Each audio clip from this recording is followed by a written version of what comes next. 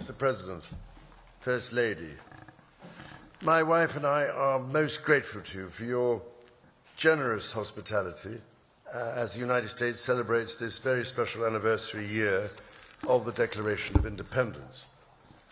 And may I also just start by paying tribute to your own courage and steadfastness, as well as to your security services, for their swift actions on Saturday evening in preventing further injury. My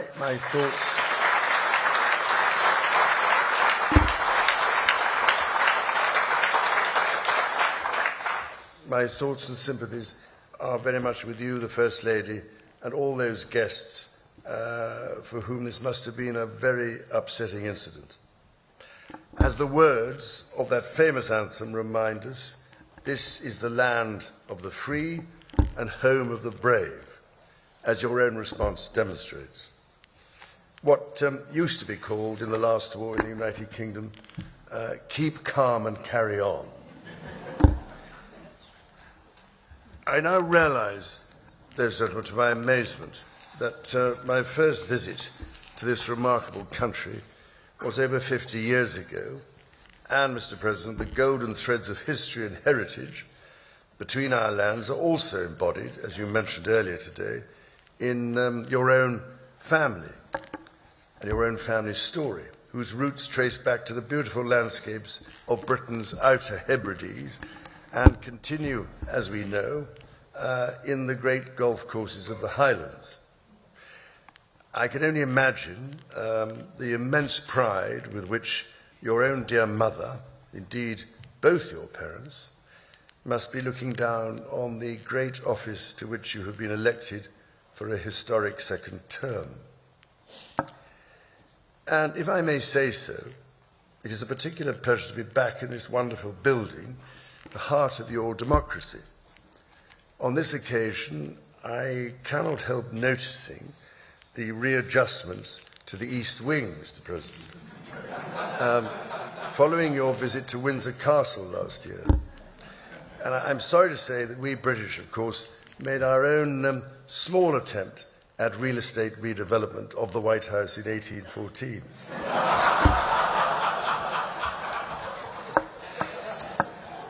Anyway, I'm so glad we have an important opportunity at this critical time to renew those bonds of history and friendship between our nations and our peoples. 2.5 centuries ago, the United States of America was founded through an audacious and visionary act of self-determination. From the beginning, the American character has been defined by courage, tenacity, and the spirit of adventure. As the direct descendant of King George III, I know this is a nation that never gives up. And my family's history remains reflected in your maps, which read rather like our Christmas card list across the ages: North and South Carolina, Virginia, Maryland, and the cities of Charleston, a particular favourite of mine, obviously, Georgetown, and for that matter, Georgia, Annapolis, as you mentioned, and further favourites, Prince William County and Williamsburg. This said, our French friends can feel equally at home with a glance at a map. Indeed, you recently commented, Mr. President, that if it were not for the United States, European countries would be speaking German. Dare I say that if it wasn't for us, you'd be speaking French.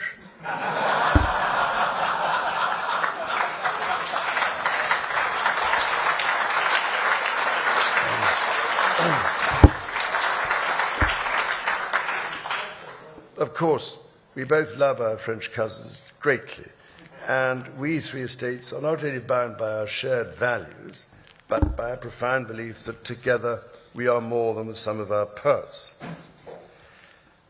Out of the fires of a bitter and bloody Revolutionary War, the triumph of the father of this country, George Washington, and his fellow founders, was to forge a democracy founded upon the rights to liberty and the rule of law. The story of Britain and America is one of reconciliation, from adversaries to the closest of allies, not always perhaps following the straightest path. As you said yourself, Mr. President, during your own state visit at Windsor Castle last year, ours is an unbreakable bond of history and heritage, culture and commerce, industry and invention, and we are determined to face the future together. Tonight, we are here to renew an indispensable alliance which has long been a cornerstone of prosperity and security for both British and American citizens. Our people have fought and fallen together in defense of the values we cherish. Across the ocean and from coast to coast, we have traded, innovated, and created together. We've stood together through the best and worst of times. However, the challenges we now face, from those who wish us harm across the world to balancing the risks and opportunities of powerful new technologies, to the threats to the very international rules that have allowed us to trade and have kept power in balance for 80 years, those challenges encourage us to reaffirm tonight the basis on which our partnership has been built. And yes, we have had our moments of difficulty, even in more recent history. When my mother visited in 1957, not the least of her tasks was to help put the special back into our relationship after a crisis in the Middle East. Nearly 70 years on, it is hard to imagine anything like that happening today. But it is not hard to see how important the relationship remains in matters both seen and unseen. My mother's first Prime Minister, Sir Winston Churchill, understood this so well. But then he himself was half American, a tradition of shared transatlantic heritage, which I am pleased to say is alive and well in the White House today. Indeed, such was the closeness that Sir Winston, while staying here in the White House, in those rooms you showed us upstairs, emerged naked from the bathtub to discover the door opening as President Roosevelt came in for a chat. With rapier wit, the President cast aside any embarrassment by declaring that the Prime Minister has nothing to conceal from the President of the United States. This warmth came after testing times between our leaders in the early 1940s. The kinship and friendship of many centuries provided great reassurance to my late grandfather, King George VI, as it did to my late mother. It means every bit as much to me. Of course, my late mother met no fewer than 13 serving presidents, thankfully all of them fully clothed. The first president I had the honour of meeting at the age of 10 in 1959 when he came to Balmoral was President Eisenhower, who had served as Supreme Commander of the Allied Expeditionary Forces during World War II at a most critical time in the darkest days of the 20th century. American leadership helped rebuild a shattered continent, playing a decisive role as a defender of freedom in Europe. We and I shall never forget that, not least as freedom is again under attack following Russia's invasion of Ukraine. Today, our partnerships in NATO and AUKUS deepen our technological and military cooperation and ensure that together we can meet the challenges of an increasingly complex and contested world. And speaking of submarine alliances, there was one particular AUKUS predecessor, launched from a UK shipyard in 1944, that served for the majority of her life attached to the 4th Submarine Squadron in Australia, playing a critical role during the war in the Pacific. Her name? HMS Trump. So tonight, Mr. President, I am delighted to present to you, as a personal gift, the original bell which hung on the conning tower of your valiant namesake. May may it stand as a testimony to our nation's shared history and shining future. And should you ever need to get hold of us, or just give us a ring.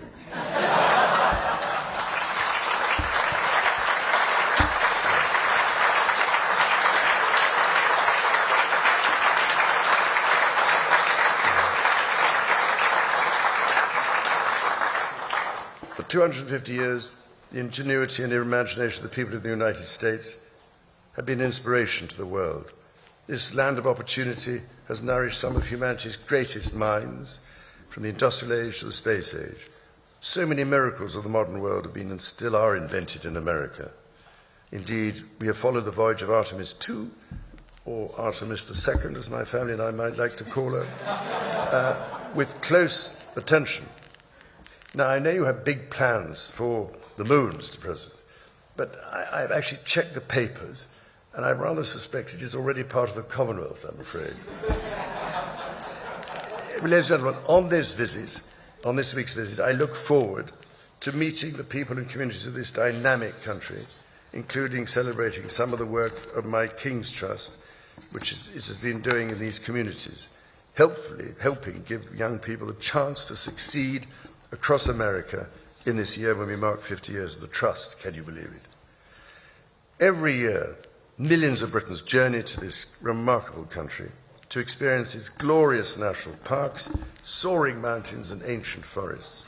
From the peaks of the Pacific Northwest to the rugged shores of the Atlantic, from the vast expanses of the West to the sweeping prairies and canyons, the natural beauty of this land is found in every corner.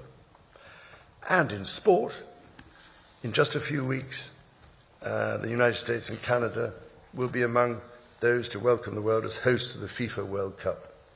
So in one sense, Mr. President, as heads of state, we are joint hosts. We call this game, by the way, football, Mr. President. And I can only say, as the head of state of 5 competing countries, I will be watching the matches closely and with great enthusiasm. After all, we always like favourable odds. So this city, Washington, D.C., is the home of more Shakespeare folios than anywhere in the world. 82 copies are carefully preserved and shared at the Folger Library. And at this time, when the search for peace in the world is more critical than ever, I can only turn to Shakespeare's genius to remind us of the plea for peace spoken by the Duke of Burgundy at the conclusion of Henry V. My speech entreats that I may know why gentle peace should not bless us with her former qualities. Thank you, Mr. President and Mrs. Trump, for your splendid dinner this evening, which, may I say, is a very considerable improvement on the Boston Tea Party. So, whether your cup contains tea, wine, Scotch whisky, bourbon, or even cola, let us raise our glasses and voices as we toast the past, the present, and the future, thank you, of our 2 proud and allied nations. To the United States and the United Kingdom, God bless both our countries. Thank you very much. Thank you. As you great job. That's so beautiful. That's